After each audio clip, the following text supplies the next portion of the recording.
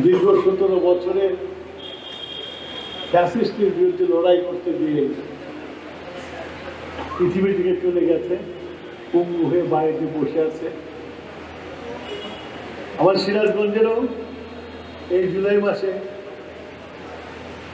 নজরুল, সুমন, লতিফ সহ আরো 15 জনে আত্মহত্যা করেছে। এই আত্মহত্যার মাধ্যমে আজকে আমরা গণতন্ত্র ফিরে পেয়েছি। এই আত্মহত্যার মাধ্যমে দেশের মানুষ মন খুলে ভোট দিতে পেরেছে। বিগত নির্বাচনে কাউকে ভ্রমণ দেওয়া হয়নি, বা রাতের দিনের ভোট রাতে হয় নাই,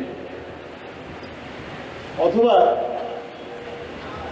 দিনে ভোট করার সময় লোককে ভোট কেন্দ্রে যাওয়া বাধা দেওয়া হয়নি। একটি সুষ্ঠু নির্বাচনের মাধ্যমে নির্বাচিত হয়েছে এবং সেই নির্বাচনে আমাদের নেতা তারেক রহমান এর নেতৃত্বে বিএনপি ভূমিধস বিজয় লাভ করেছে। আমি মনে করি আজকে যেটা এই ট্রেনিং সেন্টারটা করা হয়েছে, এই ট্রেনিং সেন্টারে যদি যারা পরিচালনা করবে এবং যারা শিক্ষা নেবে তারা ক্ষুদ্র ব্যবসা করে নিজেকে বড় ব্যবসায়ীতে রূপান্তরিত করতে পারে, এরকম একটি সুযোগ এসছে। পার্টিকুলারলি আমাদের এই সিরাজগঞ্জে, যেহেতু তাঁতের তাঁত সমৃদ্ধ, আমরা যখন কলেজ ইউনিভার্সিটিতে পড়েছি, স্কুলে পড়েছি, সিরাজগঞ্জের বাইরে যখন বলতাম আমার বাড়ি সিরাজগঞ্জ রামদান, তখন বলতো যে তাঁতি। সেটাই ছিল আমাদের পরিচয়। নেতা তারেক রহমান সাহেব লিবারাল হয়েছে, উনি দেশকে ভালোবাসেন, উনি দেশের মধ্যে বিভক্তি চান না, একটা ঐক্য করতে চান। ওনাকে প্রশ্ন করা হয়েছিল যে আপনাকে নিয়ে যারা আপনার কোমর ভেঙে দিয়েছে তাদের প্রতি প্রতিশোধ নেবেন না? উনি বলেছিলেন, ও আপনার মাকে যারা অত্যাচার করছে তাদের বিরুদ্ধে প্রতিশোধ নেবেন না? উনি বলেছিলেন, আমার মা যদি বেঁচে থাকতো, মাকে যদি বলতাম, মা তোমার উপর অত্যাচার করছে, এখন তো সময় আছে, আমি তো প্রধানমন্ত্রী, আমি প্রতিশোধটা নেই। আমার মা বলতো, ওদের কাজ ওরা করেছে, তোমার কাজ তুমি করো, সবাইকে নিয়ে চলো। এটাই হলো জিয়াদ পরিবারের শিক্ষা। আর ওনার নিজের ব্যাপারে কি বলেছেন, যে আমার যা হওয়ার তো হয়ে গেছে,